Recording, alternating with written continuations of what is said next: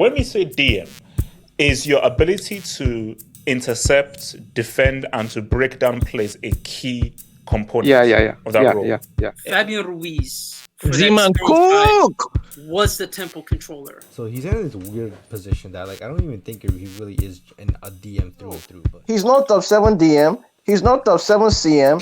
He's not top 7 AM. He's not even the first stand for the.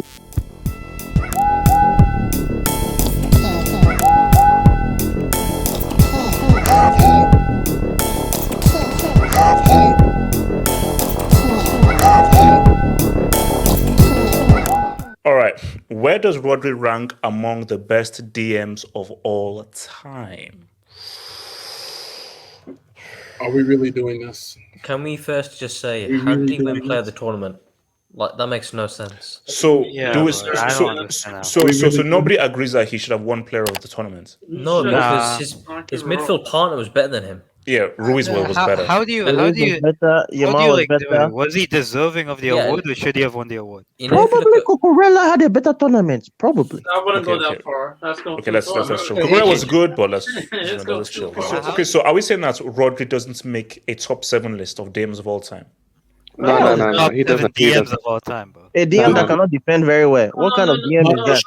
Wait, that was it. Now I know Kane took 3,000 years to unleash that shot, but that was a key block because I was going bottom right. Who are the top 7 DMs of all time? Name the top 7. You see now and there we That's where it gets interesting. so we have Makelele, very specific number. we have Makelele, we have Busquets, Vieira. we have Dunga. We have Dunga, even though he was more of an international merchant. Could you call Roy Keane a DM or a box? Yeah, Roy Keane was DM. Okay, Roy Keane. Xabi Alonso. I'm putting Casemiro ahead of. Xabi Alonso. Nah, Xabi Alonso. Xabi Alonso, you cannot get Xabi Alonso. He's not a DM, man. Xabi Alonso's not a DM. He's a deep. So playmaker. what was it? Okay, so that's it. So you're saying Xabi Alonso was like Piero. No. When we say DM, is your ability to intercept, defend, and to break down plays a key component of that role? Yeah. I'm defensive. glad you asked that It's in the question. name.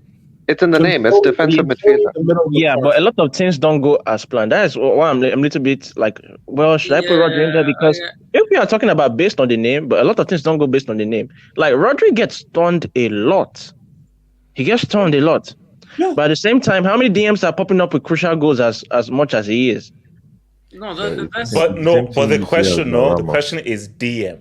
For that role as DM, because for me, that's why I hate when people whenever like Ramos used to score, oh my gosh, he's the best defender in the world. No, he's a defender. Him scoring is just extra. Let's rate him on him being a defender and the fact that he gets 300 billion red cards. So we have to rate you on how good you are at your role. I think Rodri's best attribute is not his positioning; it's more so his ability to recover. Recovering and his ability to cover ground is his best trait from a deeper position. But at the same time, we also know that there are certain types of midfielders that aren't necessarily DMs, but they're great ball winners. For example, N'Golo Kante. He's an incredible ball winner, but And you want to interceptor, classify him as a DM.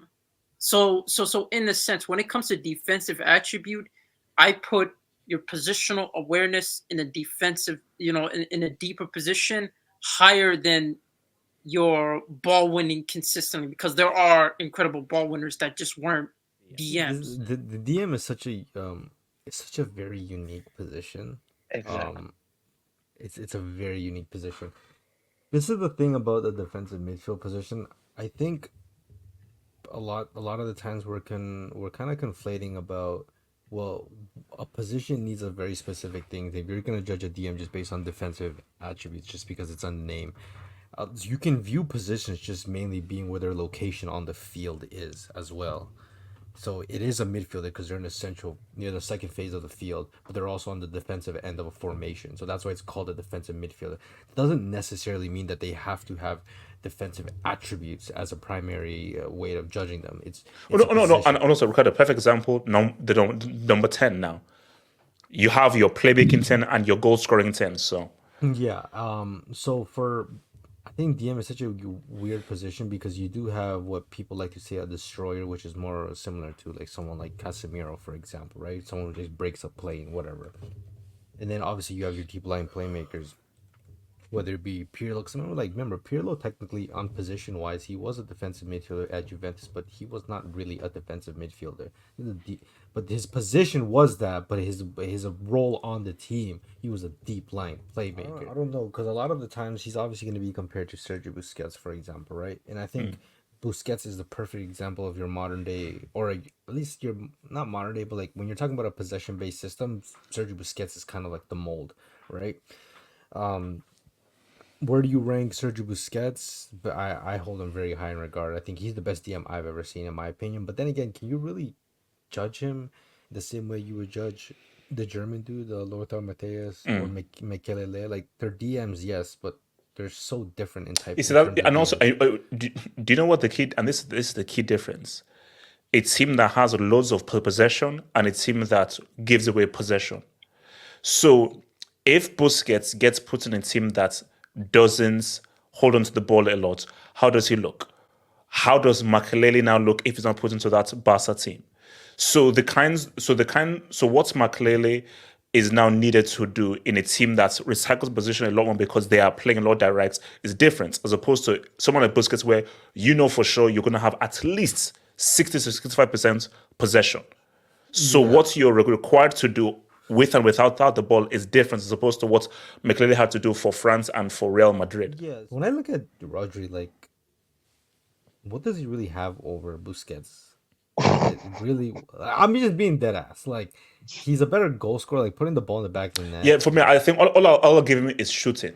Because in terms of Ricardo, all I'm saying is if Rodri wins the Ballon d'Or, City fans might, What? No, the thing is that conversation Rodri is not winning on Ballon d'Or. I know what they're trying to pull, and I think there's a very sneaky, wild, nasty Ballon d'Or push for Rodri. And now let's stop. I'll be honest, I don't believe in the Ballon d'Or push. Even as a Barca fan, I think Jude and Vini should win. But, Rodri, yeah, he's I guess an elite tempo controller, like what Hamza said. I think that's true. I think he's very good at getting into goal scoring areas because it's not a coincidence. Like he doesn't just score an accident. Like he clearly has quite a bit. His ability to like hit the ball. Like he has a great technique. Yeah. But in terms of his defensive output, like I think it's kind of funny because Busquets was like the least athletic human being you'll ever see on the planet Earth, but defensively he was very smart. His passing and playmaking significantly better, and again, Busquets was like, in terms of like press resistant, Busquets was one of the best looking DMs in terms of. Yeah, you can never get the ball off him, bro. Never. Yeah, so in terms of that type of DM, I don't think he's even close. I don't know, because sometimes I see Rodri as an 8. So he's in this weird position that like I don't even think he really is a DM through and through, but he's definitely great, don't get me wrong.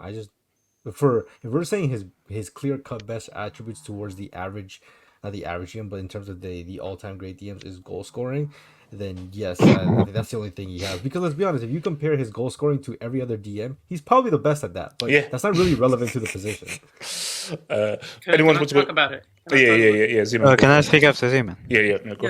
For me, it just depends. I know that it says the same position, the same role, but I tend to separate what would be perceived as a deep line playmaker, unless a person has like the blend of both attributes, where like they clearly are the DM in their team in terms of their positional awareness, their defensive duels, and their ability just to be the ball progressors and being able to cut through, to cut through blocks and whatnot.